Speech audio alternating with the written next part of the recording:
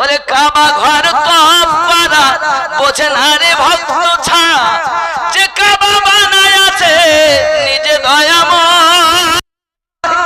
যাইয়া দেখো আল্লাহর ঘরে নিজে আল্লাহ বিরাজ করে। আল্লাহর ঘর কেমন করে মানুষে বানায়, ডাইনে মক্কা বাহে মদিনা, পীর ধরিলে চেনা যায়। ঠিক নেই? কাবা ঘর তওয়াফ করা বোঝে না রে ভক্ত ছাড়া, যে কাবা আছে নিজে দয়াময়। আল্লাহর ঘরে নিজে আল্লাহ বিরাজ করে, আল্লাহ মানুষে বানায়, ডাইনে মক্কা বাহে মদিনা, পীর ধরিলে চেনা যায়। জোরে হবে। ও তো পীরকে চুমা খাওয়া দূরের কথা, মাকেই চুমা খায় না, মাকেই চুমা খায়। কিন্তু মুর্শিদের কদম করিলে চুম্বন হাজরে আসওয়াদের সমান হয়, ডাইনে মক্কা বায়ে মদিনা, পীর ধরিলে চেনা যায়। জোরে কোন সুবহানাল্লাহ। এই কথা তাদের জন্য, সবার জন্য না। কাদের জন্য? ভক্তের জন্য। যে ইশকের বাজারে আপনার কিনা পুরাপুরি মাশুকের প্রেমে মাতোয়ারা, তার জন্য। আমরা তো নাম কি আসতে যাই আর ঘুরে আসি, মুরিদ তো হতে পারিনি, আমার কি কাজ? সন্তান তুমি তো মা বলে ডাকো বটে, আব্বা বলে ডাকো বটে, তুমি তো আব্বা মায়ের কদরই জানো না। আব্বার সম্মুখে তুমি গলা উঁচু করে কথা বলো না। আল্লাহর হাবিব সাল্লাল্লাহু আলাইহি সাল্লাম আরো জানিয়েছেন, সুন্দর করে বলেছেন, দেখুন ওই ব্যক্তির জন্য আপনার কিনা দুনিয়ায় তিনটি বালা। এক নাম্বার গেল রুজিতে বরকত উঠে যাবে, চেহারার নূর চলে যাবে, এবং নেক ব্যক্তিদের মধ্যে তার জন্য হিংসা অন্তরে পোষণ হয়ে যাবে। তিনটি কোথাকার? এটা দুনিয়ায়। আল্লাহ নবী সাল্লাল্লাহু আলাইহি ওয়াসাল্লাম আরো বলেছেন, দেখুন এই ব্যক্তির জন্য আপনার কিনা আরো বালা হবে। तमाम আল্লাহর হাবিব সাল্লাল্লাহু আলাইহি ওয়াসাল্লাম জানিয়েছেন ওই ব্যক্তির জন্য আরো আপনার কিনা মরণের সময় হবে। তিনটি বালা, তিনটি মুসিবত আল্লাহর নবী জানিয়েছেন, সুন্দর করে জানিয়েছেন। দেখুন নবী পাক বলেন, পৃথিবীর सरजमीने ওই ব্যক্তি यानी मौत के वक्त आने वाली तीन बलाएं, पहली बलाएं है कि उसके रोज के हालात में कब्ज की जाएगी, वो प्यासा होगा। नबी पाक बोले कोई व्यक्ति नमाज अदा करे ना, মরণের সময় তার রূহ বার করা হবে, কিন্তু ওই ব্যক্তি পিপাসিত হবে। সবাই এসে বলে পানি দে, পানি দে, পানি দেবে গালে, পিপাসা মিটবে না, পিপাসা তার মিটাতে পারবে না, কারণ দুনিয়ার জমিন ওই ব্যক্তি নামাজ আদায় করে না।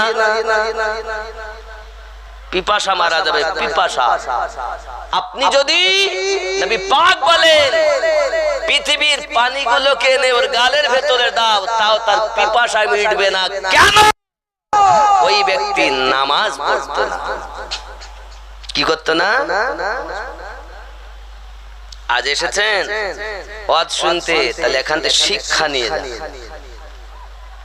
আমার তরিকতে নামাজ আছে, আমার তরিকতে ইবাদত করি আল্লাহর ওলি হয়েছে, আমার তরিকতে মোহাব্বত করি আল্লাহর ওলি হয়েছে। এই তরিকত নকশবন্দিয়া মুজাদ্দিদিয়া তরিকত হযরত আবু বকর সিদ্দিক রাদিয়াল্লাহু তাআলা আনহু থেকে বর্তমান আবরারুল হক মাদ্দাজিল্লাহুল আলিয়া পর্যন্ত এসে ঠেকেছে। জোরে কোন সুবহানাল্লাহ। এখানে প্রেম কাদরিয়া বলেন, চিস্তিয়া বলেন, সোহরবর্দিয়া বলেন, কালান্দারিয়া বলেন, মাদারিয়া বলেন, নিজামিয়া বলেন, ওয়াইসি বলেন, যত তরিকত, সমস্ত তরিকতের আউলিয়ায়ে কেরাম ইমামে রাব্বানিকে সমস্ত মাল সঁপে দিয়েছেন। জোরে বলে। আজ যেমন তাজুস সারিয়া হুজুরের উর্স পাক, তেমন আমার এটাও জানা দরকার ইমামে রব্বানি মুজাদ্দিদ আল-ফিসানি রাদিয়াল্লাহু তাআলা তরিকত যখন ইসলামের কলেমা নিস্তানাবুদ, তখন ইমামে রব্বানির আগমন। আর যখন মানুষের মধ্যে নবী পাক সম্পর্কে কুমন্ত্রণা, আকীদায় দুশ্মনী, নবী পাকের সঙ্গে দুশ্মনী, আকীদাতে দুশ্মনী, নবীর জ্ঞান চতুষ্পদ জন্তুর সঙ্গে তুলনা করতে মানুষ দ্বিধাবোধ করেনি, তখন সরজমিনে সওদাগরানে সরকারে আলা হযরতের আগমন। জোরে বলে, আপনার জানা দরকার উনি শেখ আহমদ আর ইনি আহমদ রাদা। জোরে বলি।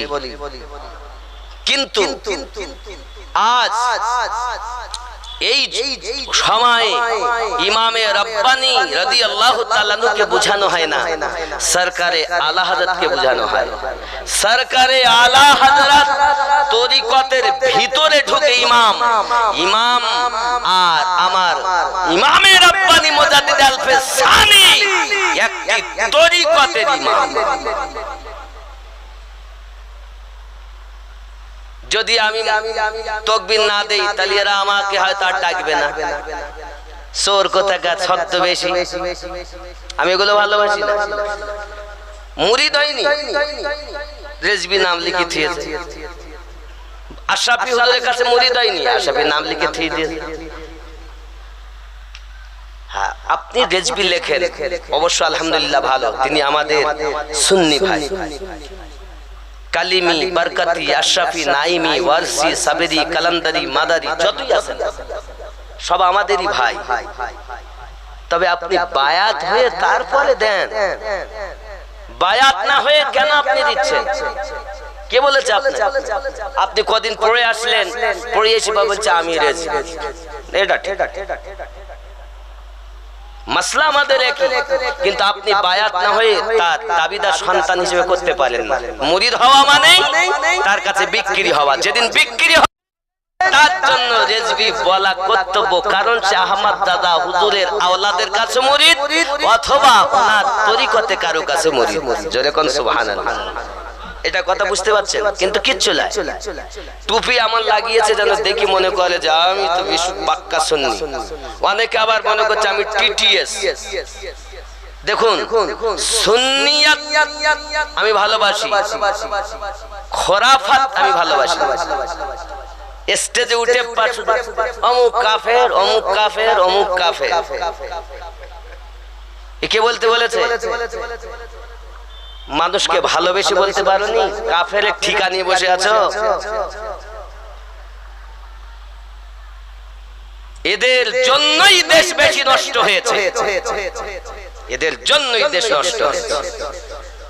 আর মৌলবীরা ফিতনা বাঁধিয়েছে, আল্লাহর ওলিরা সে ফিতনা থেকে মানুষকে বাঁচিয়ে আল্লাহর পথ দেখিয়েছে। ঠিক কিনা বল? এজন্য বলি আমার ওলি আল্লাহকে ভালোবাসি।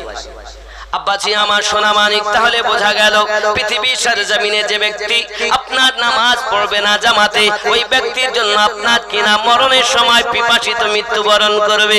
আব্বা আমার সোনা মানিকেরা, ওই সময় তার জন্য আযাব আর আযাব হবে। কি হবে তার জন্য? পিপাসা তো মিটবে না।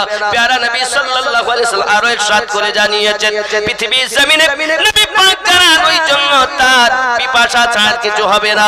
এবং আল্লাহর নবী সাল্লাল্লাহু আলাইহি ওয়াসাল্লাম জানিয়েছেন, নসিব আলাইহি उसके ज़खानदानी बड़ शक्ति होगी एवं तार मरनेर कष्ट बड़ कठिन होबे। अब्बा आमार मरनेर कष्ट केमन होबे ख्याल करुन। प्यारा नबी सल्लल्लाहु अलैहि वसल्लम जानिয়েছেন मरनेर कष्ट सम्पर्के हादिस शरीफेर भितरे नबी आमार इरशाद करेन, हजरत आबू हुरायरा रादियाल्लाहु ताआला आनहु बर्णना करेन, आमार नबी पाक इरशाद करेছেন पृथ्वी सरजमिने मरनेर ज़खानदानी एमन होबे। प्यारा नबी इरशाद फरमिয়ে দিয়েছেন, अब्बा आमार एक जीवित मानुषके যদি 1000টি তলোয়ার দিয়ে আঘাত করা হয় তার থেকে বেশি কষ্ট হলো মরণের কষ্ট। আল্লাহর হাবিবের সাহাবী আবু হুরায়রা রাদিয়াল্লাহু তাআলা আনহু বর্ণনা করেন, মরণের কষ্টটা এত শক্ত হবে।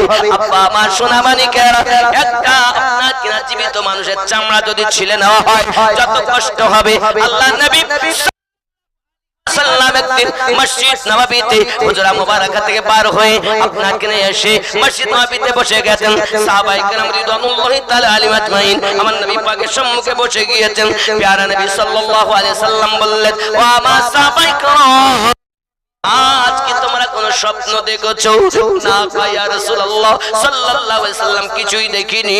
আমার নবী পাক বললেন, আমি আজ একটি স্বপ্ন দেখেছি।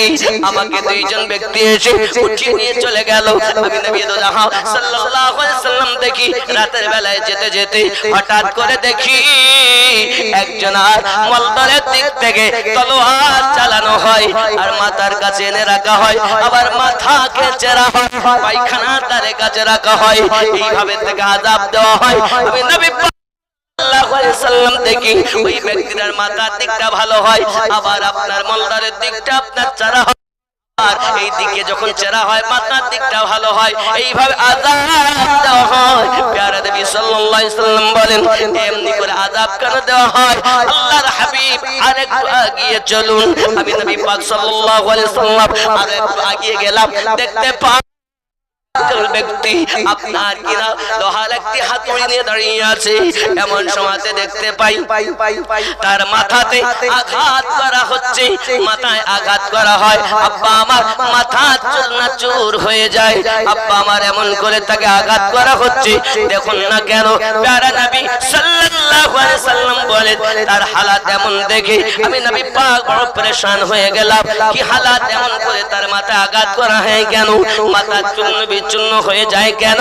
আবার কিনা আপনার দেখা গেল আমার নবী পাক সাল্লাল্লাহু আলাইহি সাল্লাম বলেন, আমি দেখি যেই কিনা হাতুড়িটা তুলতে যায় সঙ্গে সঙ্গে মাথা আবার ভালো হয়ে যায়, আবার তাকে আঘাত করা হয়। সোনা মানিক আমার পৃথিবীর মুস্তাফা সাল্লাল্লাহু আলাইহি সাল্লামকে আল্লাহ পাক এমন বানিয়েছেন, নফস দেননি, নফস দেননি। আদম নবীর ভিতরে নফস, ইব্রাহিম নবীর ভিতরে নফস, আপনার মুসা নবীর ভিতরে নফস, আমাদের সকলের মধ্যে নফস। এই জন্য হাসর মাঠে সবাই বলবে নফসি নফসি নফসি। আর আমাদের নবীকে আল্লাহ পাক পাক বানিয়েছেন, শুধু একটি আওয়াজ দিবেন, উম্মতি উম্মতি। নাফস থাকলে তো মরণ হবে, নাফসের তো মরণের স্বাদ চাখতে হবে। আল্লাহ তো আমার নবীকে নাফস থেকে পবিত্র বানিয়েছে। জোরে বল, এরা নবীকে পর্যন্ত মৃত্যু বলে।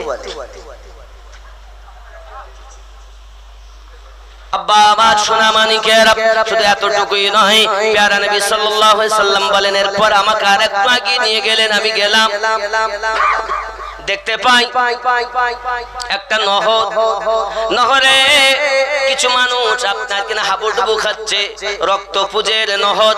ওই নহরের কিনারায় আপনার পাথর নিয়ে দাঁড়িয়ে আছে কিছু মানুষ। তারা যখন কষ্টের জ্বালায় আর খেতে না পেরে তারা যখন আপনার নিকটের দিকে আসে, নিকট থেকে আবার একদম পাথর মেরে তাকে মাঝখানের দিকে পাঠিয়ে দেয়। আমি নবী সাল্লাল্লাহু আলাইহি সাল্লাম থেকে পরেশান, জিজ্ঞাসা করি এমন কেন হয়?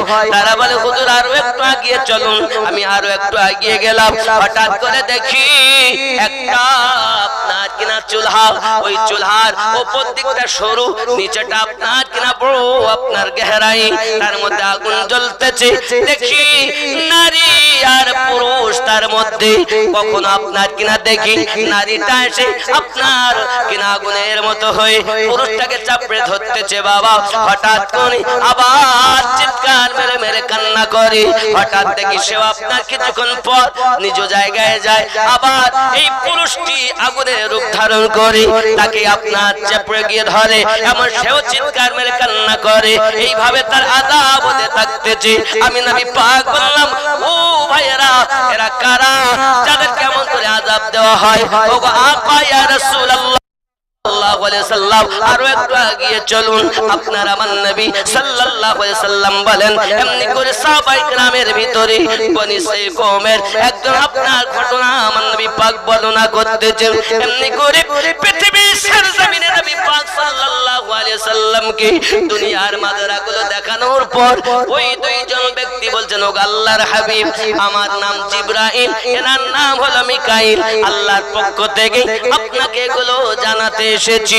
প্রথম নাম্বার নিজে দেখলেন মাথা কাটা হচ্ছে, চেরা হচ্ছে। এরা দুনিয়া জমিনে ছিল আপনার মিথ্যাবাদী, মিথ্যা কথাগুলো নিত আর গ্রামে ফাসাদ করে বেড়াতো। চায়ের দোকানে যাইয়া মিথ্যা মিথ্যা আপনার কিনা গল্প গুজব করত। আছে না? আপনার এখানে লোক নেই। যত গ্রামে তারাকপুরে কি হয়েছে যদি রিপোর্ট নিতে চান তো খবরে কাগজ পড়তে হবে না, চায়ের দোকানে গিয়ে কিছুক্ষণ বসলে পাওয়া যাবে। বল নাই বাস্তব না? কিছু রিপোর্টার আছে। আমার হুজুর ওয়াহাদি রহমাতুল্লাহ আলাইহি বলেছেন, ওরে পরের গীবত করে যারা মরা ভাইয়ের গো পাইলো তারা রে, এই রূপে সব হবে হারা মহাজ্ঞানী বলে গেল, তুমি নিজে আগে বলে দুনিয়া হবে ভালো। সব রিপোর্টার। কি দোষ? নিজের বিচার রেখে বাকি কার বিচার করো দিয়ে ফাঁকি রে। আসেনি? নিজের বগলেই পরের বিচার করে। বুঝতে পেরেছেন? খুব সাবধান। নিজের বিচার রেখে বাকি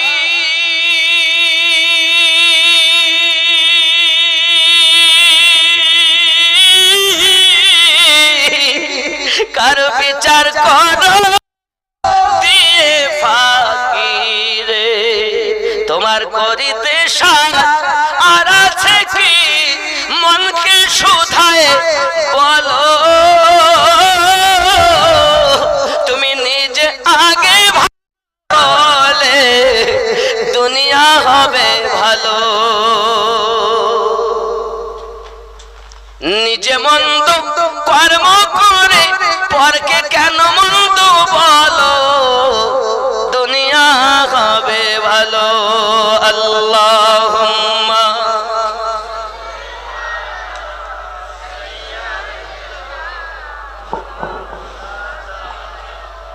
ওয়া আলা আলি সাইয়্যিদিনা।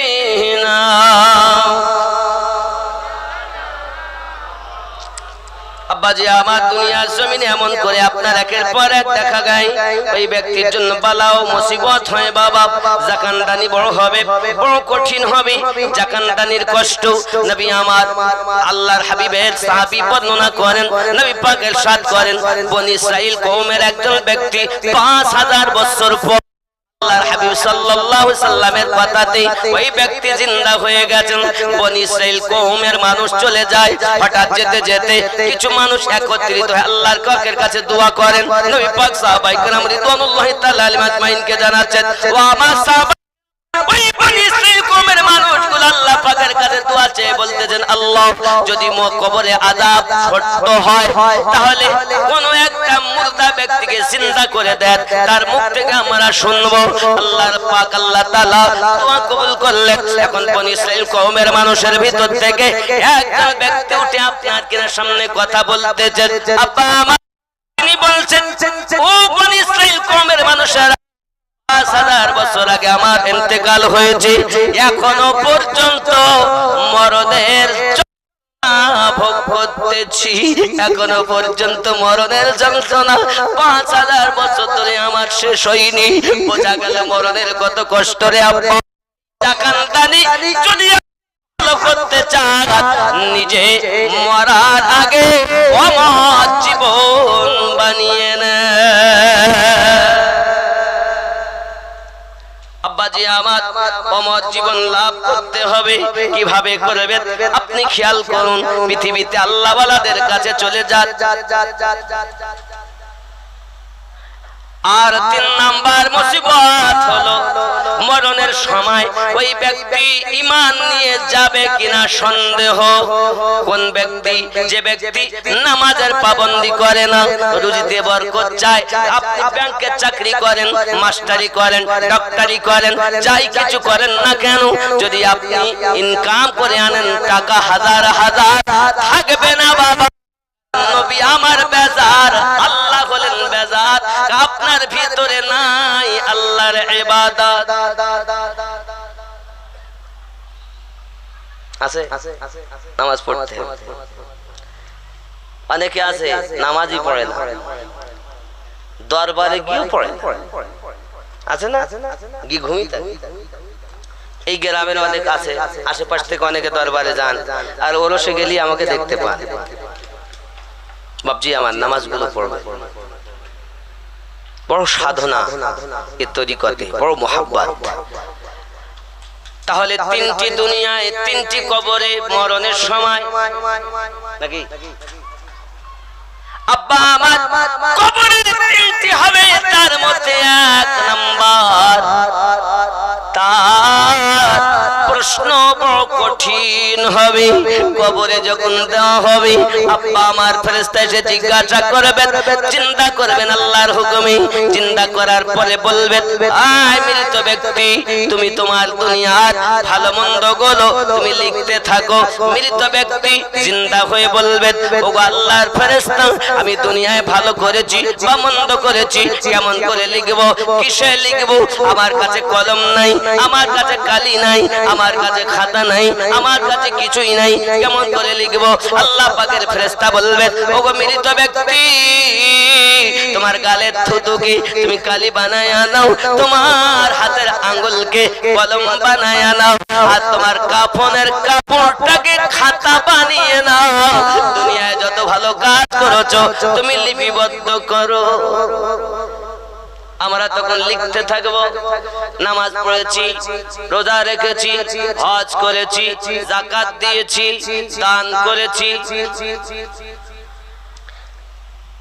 নাকি তারাকপুরের মাটিতে 500 লোকের আয়োজন করে দুপুর থেকে রাত পর্যন্ত খাইয়েছি, দোয়া করিয়েছি, আমিনউদ্দিন মৌলভীকে দাওয়াত দিয়ে এনেছি। লেখা আর কিছু আছে লেখো, কিসে লিখছেন? থুতু দিয়ে, থুতু দিয়ে। খাতা কোনটা? কাফন। কলম কোনটা? হাতের আঙ্গুল।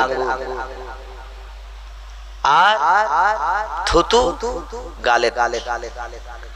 এই থুতুটা হবে কালি। তাহলে থুতু, আঙ্গুল আর কাফন লিখতে হবে। আচ্ছা, কবার গাঁজা খেয়েছেন লিখেছেন? কতবার সুদ নিয়েছেন লিখেছেন? সুদ খেয়ে, মদ খেয়ে মসজিদে গেলে ঢুকতে দেবে না, আর সুদ খেয়ে মসজিদে গেলে টাকা আছে, পয়সা আছে, তাকে মসজিদের ক্যাশিয়ার বানাবে, কোনো অসুবিধা হবে না, ঠিক না? কত বড় বড় সুদখোর আছে মসজিদের নেতা। এই জন্যই মাঝে মাঝে বলি, নামাজ হইল না রে তোর, নামাজের নিলি না খবর, মন্ত্রী ধরলি নামাজ, পড়লি নামাজ সারা জীবন ভর, নামাজ হইল না রে তোর, নামাজের নিলি না খবর। মসজিদেতে আজান হলে আগে যাও, মসজিদ হতে বাইরে এসে সুদের টাকা খাও, নামাজ হইল না রে তোর, নামাজে নিলি না খবর। এরকম জিনিস আছে। জান্নাতে যাবো, জান্নাতি লোক পাওয়া যায় মানে মামুর বাড়ি যাবে জান্নাত। বড় বড় সুদখোর। বাপজি আমার টাকা আছে, লোক আছে, তাই লোকে ভয় করে, নেতা বানায়। এগুলো থেকে নিজেকে বাঁচাতে হবে। মরণ অত সহজ নয়। আল্লাহ পাকের নবী সাল্লাল্লাহু আলাইহি ওয়াসাল্লাম বলেন তার প্রশ্নটা বড় কঠিন হবে, তার প্রশ্নটা বড় কঠিন হবে, উত্তর দিতে পারবে না বাবা, এত শক্ত হবে। আব্বা আমার ফেরেশতা জিজ্ঞাসা করবেন এবার লেখো, নেকির কাজ সব লেখা হলো, এবার লেখো। কাফন একটি টেনে নিয়েছেন, পুরুষের জন্য 3 টুকরা হবে, মায়েদের জন্য 5 টুকরা হবে। আব্বাজি আমার টেনে নেওয়া হবে, বলো এবার লেখো। কি লিখবো? দুনিয়ায় যত মন্দ কাজ করেছো লেখো। আব্বা আমার আমরা লিখতে চাইবো না। আল্লাহর ফেরেশতা সঙ্গে সঙ্গে বলবেন ওগো লিখছো না কেন? অমুক জায়গায় মন্দ কাজ করেছিলে, ভুল কাজ করেছিলে। না আমি করিনি। আল্লাহ পাকের ফেরেশতা বলবেন আল্লাহ আপনার বান্দা অস্বীকার করে। আমার আল্লাহ পাক বলবেন ঠিক আছে ফেরেশতা, ও যদি অস্বীকার করে তাহলে সাক্ষীগুলো হাজির করো। সাক্ষী কি? 1 নাম্বার সাক্ষী তার জন্য হবে তার জবান বন্ধ হয়ে যাবে। 1 নাম্বার সাক্ষী হবে তার চক্ষু। কি হবে? চোখ, চোখ, নিজের চোখ। এই চক্ষু তার বিপক্ষে সাক্ষী দেবে। অমুক জায়গাতে ওই চোখ বলবে আল্লাহ আমার তারাতে গিয়েছিল সিনেমার আড্ডাতে, আমার তারাতে কুকুর মুখ নিয়েছে গো মাওলা, আয় আল্লাহ আমার দ্বারাতে দেখেছি, আমি দেখতে চাইনি, জোর করে আমার দ্বারাতে সিনেমা দেখেছি, আমার দ্বারাতে মেলায় ঠেলা খেয়েছি, আমাকে নিয়ে গিয়েছি, আমাকে ব্যবহার, আমি তার সাক্ষী। সাক্ষীটা মনে হয় ভালো না। নিজের চোখ। বিবির কথা বলিনি, সন্তানের কথা বলিনি। আমরা জানি স্বামী কেমন বিবি জানে, বিবি কেমন স্বামী জানে, কিন্তু এখানে তো আলাদা। স্বামী স্ত্রীকে জিজ্ঞাসা করছে না, জিজ্ঞাসা করে চক্ষুকে। চক্ষু বলো আমিনুদ্দিন কি কাজ করেছে তোমার দ্বারায়? আমার বিপক্ষে সাক্ষী দিবে রে বাবা, অস্বীকার করার কোন জায়গা পাবে না। চক্ষু বলে আমার দ্বারাতে এই কাজ করেছি, আমার দ্বারাতে এটা দেখেছি। আল্লাহ পাক জানায় আমার বান্দা বান্দি পৃথিবীর জমিনে মোবাইল চালালে, চার্জ ফুরালে চার্জ দিতে হয়। পৃথিবীর জমিনে যত কিছু আমি দিয়েছি ব্যবহার করো, কিন্তু তার পয়সা ব্যয় করতে হয়। কিন্তু আমি আল্লাহ তোমাকে দুনিয়ার জমিনে যবে থেকে পাঠিয়েছি, তোমাকে 2টি লাইট দিয়েছি, সেই থেকে তুমি ব্যবহার করো। কোনদিন আমি আল্লাহ তোমার কাছে ট্যাক্স চাইনি, আমাকে পয়সা দাও, আমাকে ট্যাক্স দাও। আল্লাহ তোমার 2টি নয়ন দিয়েছি, নয়নকে তুমি ব্যবহার করে তোমার 60 বছরের জীবন, 70 বছরের জীবন পরিচালনা করেছো। আয় আমার ট্যাক্স দাও বলিনি, দিয়েছি? চক্ষুর কখনো। 2 নম্বরে আমাদের সাক্ষী দেবে হাত। এই হাত সাক্ষী খারাপ নাকি? কথা বলেন না কেন? এই হাত যখন সাক্ষী দিবে আমার বিপক্ষে যাইয়া, হাত বলবে আল্লাহ আমার দ্বারাতে এই কাজ করেছে, আমার দ্বারা সুদের টাকা লেনদেন করেছে, কেউ জানে না, আমার দ্বারাতে ও মোবাইল চালিয়ে চালিয়ে একদম কুপথে গুনাহ করেছে। আল্লাহ আমি তার চক্ষু আমার দ্বারা দেখেছে, আর হাত বলবে আমার দ্বারা ব্যবহার করেছে, কান বলবে আমার দ্বারাই শুনেছে। সাক্ষীগুলো খারাপ না ভালো? কথা বলে অস্বীকার করা যাবে? অস্বীকার করার মতো আছে কেউ? আব্বা আমার সোনা মানিক, আমার কথা হয়তো অনেকের ভালো লাগবে না বাবা, তবে আমি আপনাদের অনুরোধ করি, 4 নম্বরে সাক্ষী হবে নিজের পা। এই পা দিয়ে আমি আপনি হেঁটে হেঁটে গেছি, বন্ধু পৃথিবীর জমিনে কান দিয়ে কুকাজ শুনেছি, চক্ষু দ্বারায় আপনার কিনা দেখেছি, আব্বা আমার হাত দ্বারায় ধরেছি। সবকিছু আমাদের উল্টা সাক্ষী দেবে মহান আল্লাহ পাক। আল্লাহ ব্যক্তির জন্য করে বলবেন আয় আমার ফেরেশতারা, তোমরা জানো ওই ব্যক্তি মিথ্যা কথা বলতেছে। আল্লাহর নবী সাল্লাল্লাহু আলাইহি ওয়াসাল্লাম একদিন সাহাবায়ে কেরামের মাঝে কান্না করছেন। আমার নবী আর ওনাদারি করে বলছেন, ওগো আমার সাহাবায়ে কেরাম শুনে রেখে দাও, কবরের ভিতরে বেঈমানের জন্য এত আযাব হবে, এত কষ্ট হবে, ডাইনের মাটি বামে যাবে, বামের মাটি ডাইনে যাবে। আব্বা আমার সোনা মানিকেরা, আব্বা নবী পাক উংলি মুবারাকের ভিতর হাত আঙ্গুল মুবারাকা ভরে এক অপরের ভিতরে ভরে দেখাচ্ছেন ডাইনের মাটি বামে যাবে, বামের মাটি ডাইনে আসবে, এমন ভাবে চূর্ণা চুর করে ফেলবে তোমায়। ওরা আমার সোনা মানিক নবী সবাইকে কবরের মাটি চাপ দেবে। সাহাবায়ে কেরাম রিদওয়ানুল্লাহি তাআলা আলাইহিম আজমাইনের মাঝে নবী আমার বলছেন জেনে রাখো ও আমার সাহাবায়ে কেরাম বেঈমান ব্যক্তির জন্য কবরে ৯৯টা করে সাপ দেওয়া হবে, আর প্রত্যেক সাপের মুখে ৮খানা করে দাঁত। আপনার মুখ রয়েছে, এই ৯৯টা সাপ ৮খানা মুখ দিয়ে তারা আপনার কামড়াতে থাকবে, খাবলাতে থাকবে। বোঝা হয়েছে ৯৯টি সাপ ৮৯১টা মুখ দিয়ে ওই মৃত ব্যক্তিকে কামড়াতে থাকবে। প্যারা নবী সাল্লাল্লাহু আলাইহি ওয়াসাল্লাম ইরশাদ করেন ও আমার সাহাবায়ে কেরামেরা ৯৯টি সাপের মধ্যে একটি সাপ যদি দুনিয়া জমিনে নিঃশ্বাস প্রশ্বাস ছেড়ে দেয় তাহলে দুনিয়ায় কোনো ফসল জন্ম নেবে না। নবী বলেন ও জেনে রাখো ওই সাপগুলোর নাম আল্লাহ পাকের নবী বলেন তিন্নিন বলে সর্প। সাপের নাম নবী আমার বলেন তিন্নিন সর্প। এই সর্প কামড়াতে থাকবে, খাবলাতে থাকবে, কিয়ামত পর্যন্ত খাবলাতে থাকবে। সোনা মানিকেরা দ্বারায় গুনাহ করো না, হাত দ্বারায় গুনাহ করো না, পা দ্বারায় গুনাহ করো না, কান দ্বারাতে গুনাহ করো না। সবাই আমাদের পক্ষে সাক্ষী দেবে। হাতকে যদি নিজের গোলাম বানানো যায়, যদি নিজের গোলাম বানানো যায় তাহলে কবরে মরো আমরা শান্তি পাবো। আল্লাহুম্মা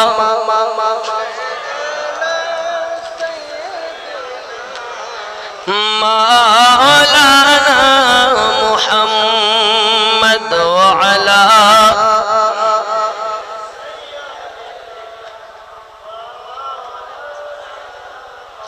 ও গো আমার কবর ভাঙা মাটি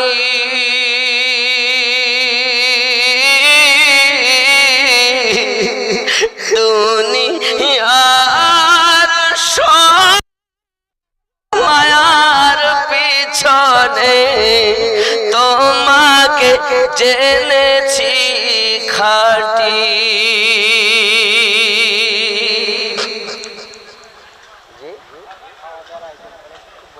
বাবা আপনাদের জন্য খাওয়া দাওয়ার আয়োজন করা, দয়া করে আকাশ দেখে কেউ পালাবেন না, খেয়ে যাবে।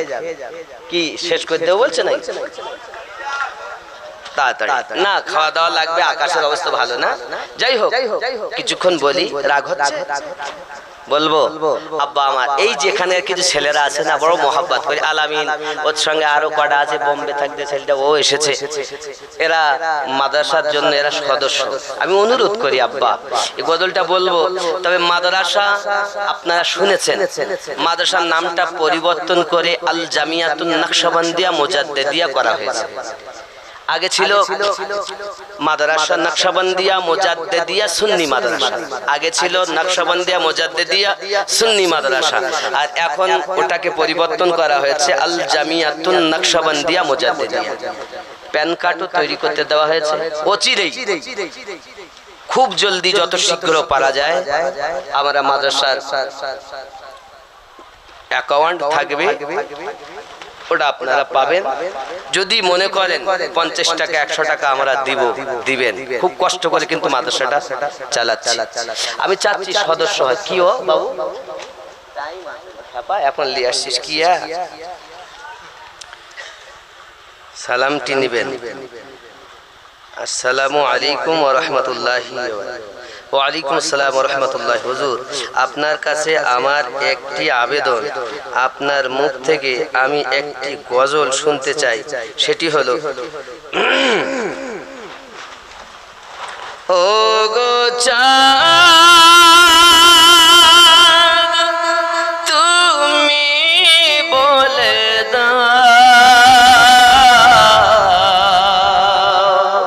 বলবো অনেকে আবার বলবে আই মৌলভী সাহেব ওয়াজ করে না, শুধু গজল বলে, এই জন্য গজল কম বলছি, বুঝেছেন? এরা আবার বাইরে রাস্তা গেল তুই কি বলি গেল, শুধু গজল গেই গেল। সারা জীবন লোক ছিল, পিছনে বলা আছে, থাকবে, তা নিয়ে আমার কোনো চিন্তা নেই। আমি বাঁশের বাঁশি বাজায় তাই বাজি, আবার প্রিয় মুর্শিদের দান। আমার মতো খেপা পাগলাকে দেশ বিদেশ ঘুরিয়ে নিয়ে বেড়াচ্ছে, আমার কিছু আছে 21টা সেলাই এই জায়গায়, তারপরও এত চেঁচান চেঁচাচ্ছে। এটা আল্লাহর দয়া না, প্রিয় মুর্শিদের দোয়া না? লোকের একটা সেলাই চেঁচাতে পারে না, 21টা সেলাই গলায়, তারপরও চেঁচাচ্ছে। জোরে বলুন সুবহানাল্লাহ। ও গো চাঁদ তুমি বলে দাও আমার নবীজি কোথায়? জোরে হবে, আরো জোরে বলুন, কোথায় গেলে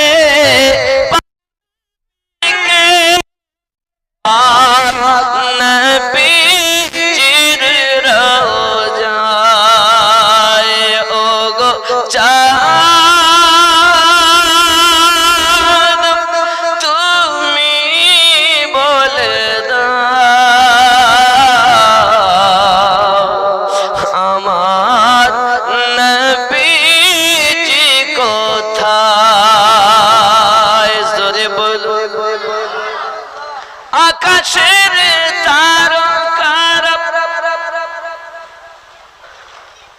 জোরে হবে, কি চায়?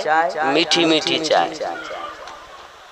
আকাশের তারকারা মিঠি মিঠি চায়, নবীর আলোয় তারা, জোরে কোন সুবহানাল্লাহ। আরো জোরে।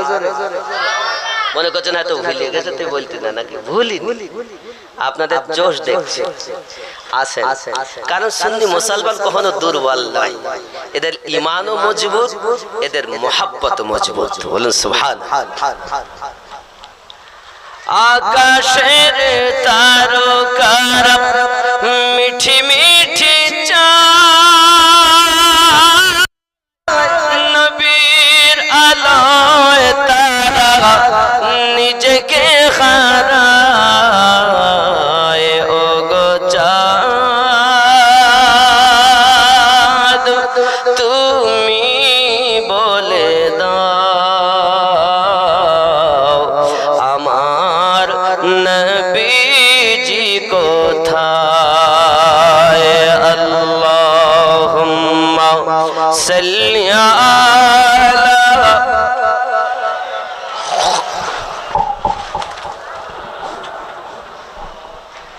وعلى آل سيدنا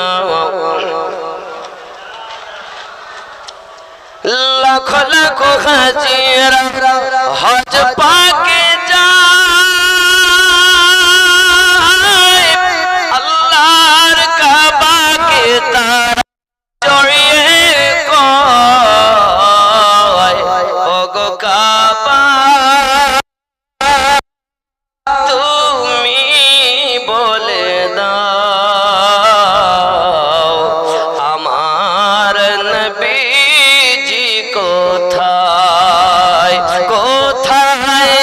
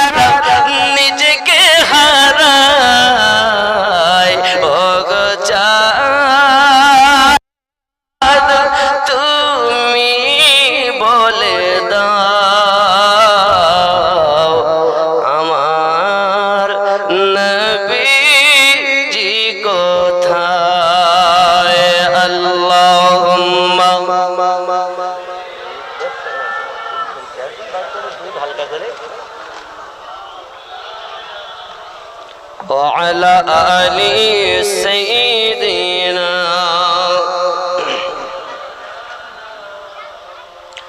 তাহলে বোঝা গেল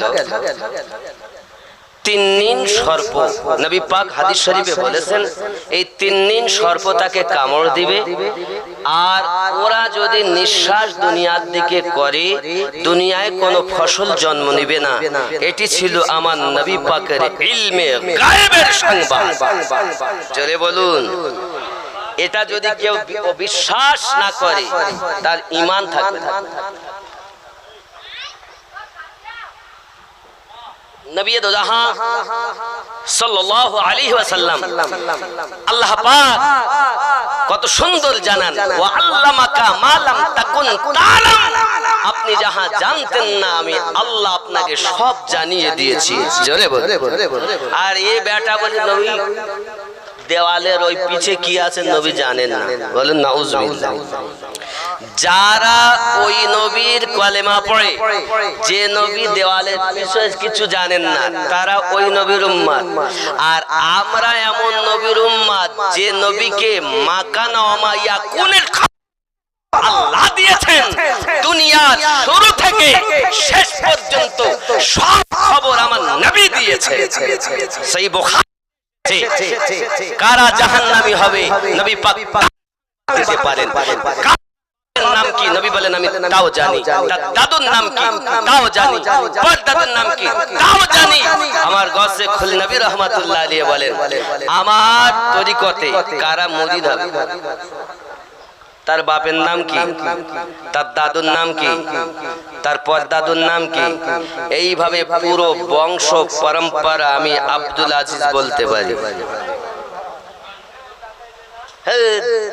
নবীর কথা তো দূরে, আমার পীর মুর্শিদের তরিকতের হযরত গাউসে ওয়াহারি রাহমাতুল্লাহ আলাইহির মুর্শিদে কামিল শাহ আব্দুল আজিজ নকশবন্দি রাহমাতুল্লাহ আলাইহি বলেন আমার তরিকায় কারা মুরিদ হবে আমি তা আব্দুল আজিজ বলে দিতে পারি। হ্যাঁ, যদি নবীর বন্ধু যিনি তার যদি এত পাওয়ার হয় তা খোদ রাসূলুল্লাহর কত পাওয়ার। নবী তো দূরের কথা, শুনুন আরো বলি, ওলি এবং সাহাবী পার্থক্য দেখুন। নবী পাক হাদিস শরীফে জানাচ্ছেন আমার সাহাবায়ে কেরাম রিদওয়ানুল্লাহি তাআলা আলাইহিম আজমাইন যে ঘোড়ার উপরে সওয়ার হয়ে যান, যেতে গিয়ে যে ধুলা ওড়ে, এই ধুলার একটা বালুকণার সমতুল্য পৃথিবীর কোন গাউস, কোন কুতুব, কোন আবদাল, কোন ওলি হতে পারবে না। এই যদি সাহাবায়ে কেরামের ঘোড়ার ধুলাকণার সমতুল্য পৃথিবীর কোন গাউস না হতে পারে তা সে নবীর পাওয়ার কত হবে খেয়াল করুন। কিন্তু আল্লাহর হাবিব আরেক জায়গায় বলেছেন বনি ইসরাইল কওমের পয়গম্বরদের যে কাজ নেওয়া হতো আখিরি জামানাতে আমার উলামায়ে হাক্কানি দ্বারাতে সে কাজ নেওয়া হবে। জোরে যারা এই জগতে হক উলামা, যাদের চেহারা দেখলে গুনাহে সাগীরা গুলো মাফ হয়ে যায়, যাদের চেহারা দেখলে যারা এলাকায় এলে এলাকার কবরে আযাব মাফ হয়ে যায়, এরকম আলেমের দ্বারাতে ওই কাজ নেওয়া হয় যেটা বনি ইসরাইল কওমের আম্বিয়াদের কাছ থেকে নেওয়া হতো। জোরে কোন সুবহানাল্লাহ। এই বনি ইসরাইল কওমের নাম কেন এত উল্লেখ করা? কারণ ওই বংশে বনি ইসরাইল বংশে আল্লাহ পাক ৭০,০০০-এর মতো নবী পাঠিয়েছিলেন। জোরে বলুন। এই জন্য এই কওমটার নাম এত বেশি হাদিস শরীফের ভিতরে এসেছে। এবং বনি ইসরাইল সম্পর্কে আল্লাহ পাক সূরাও একটু অবতীর্ণ করে আয়াত অনেক নাজিল করেছেন।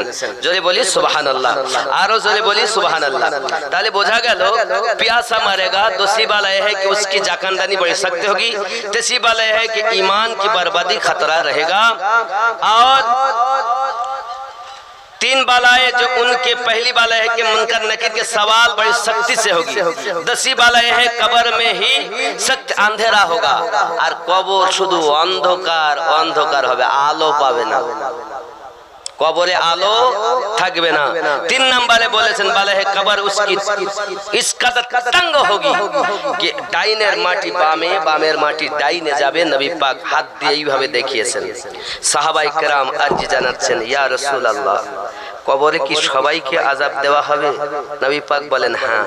সাহাবী রাসূল বলেন হুজুর আপনার বেটা ইব্রাহিমকেও কি কবরে এইভাবে চেপে ধরেছে?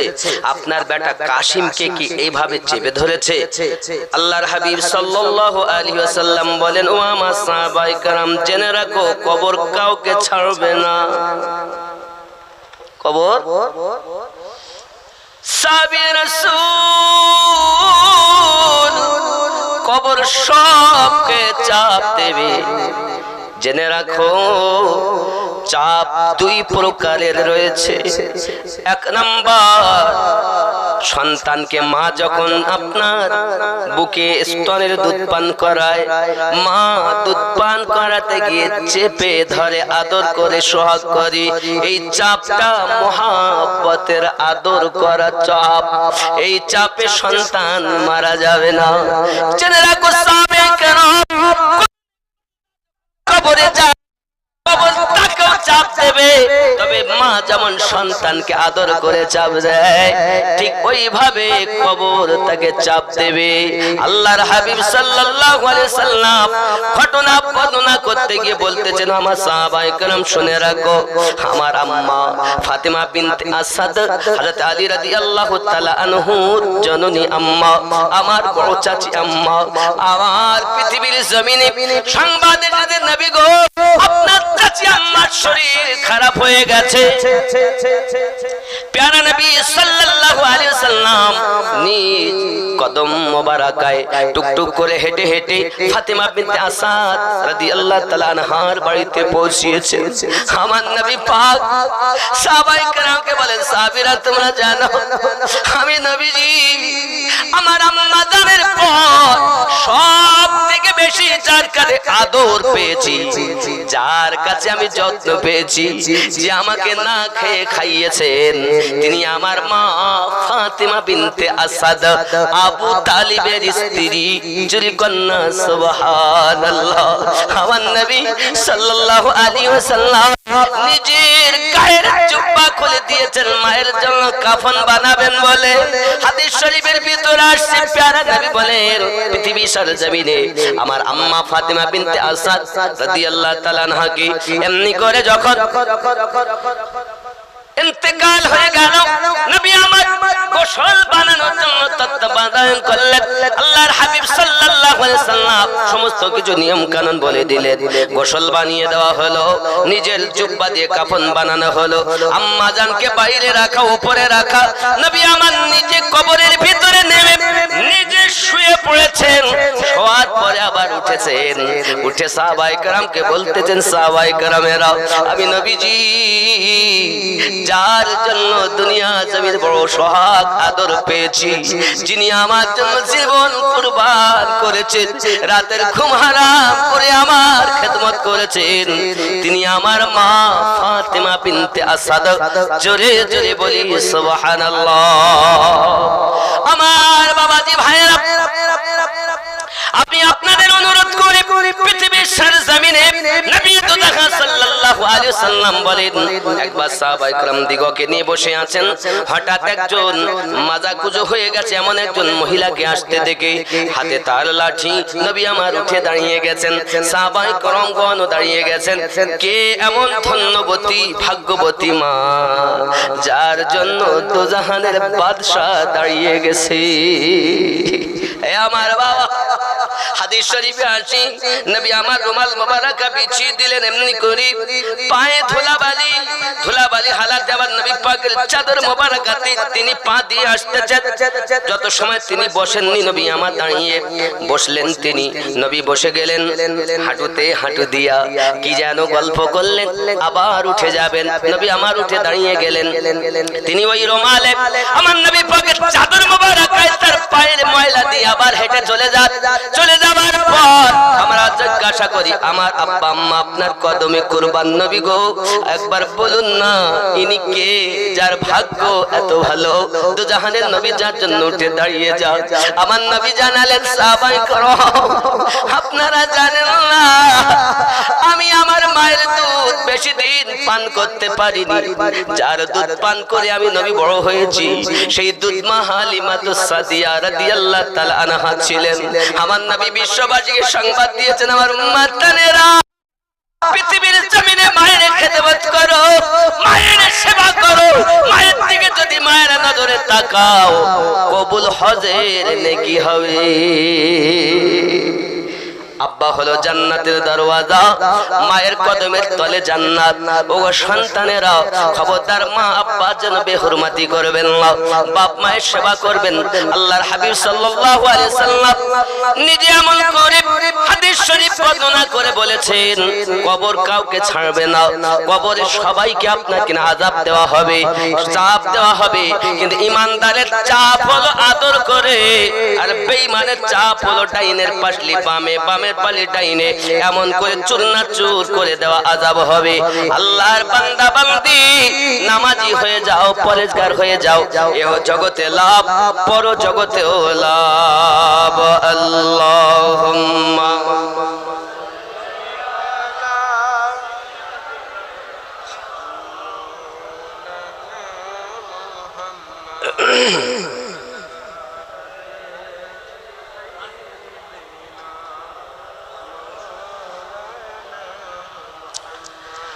ও গো আমার কবর ভাঙা মাটি,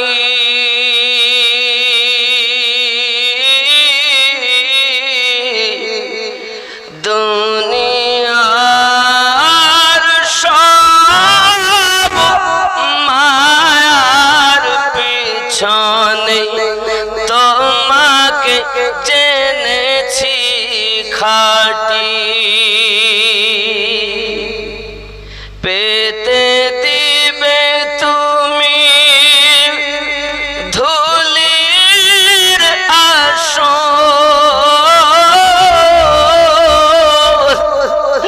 জানাবে আদর কত,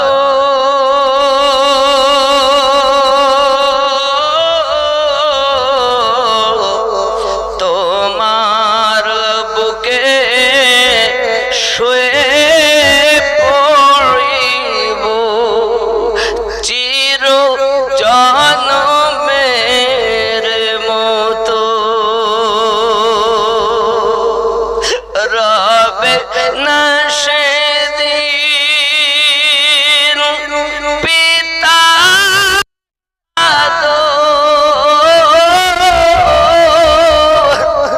মায়ের স্নেহের চুম,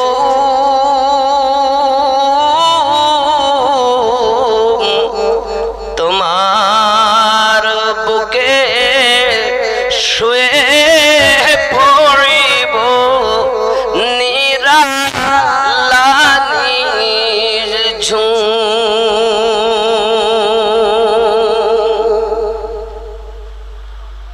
পেতে দিবে তুমি ধুলির আসর,